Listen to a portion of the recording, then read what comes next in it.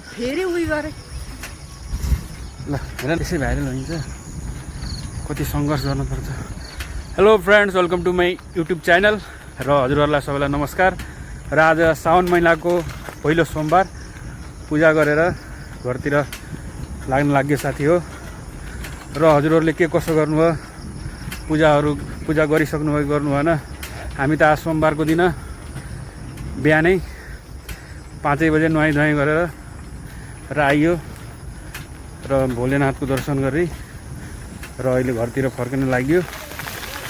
र हजुरहरूले भन्नु के कसो छ, अरू के कसो पूजासुजा गरियो। र फेरि भेटौँला अब नेक्स्ट ब्लगमा। ल अहिलेलाई यति नै हैन।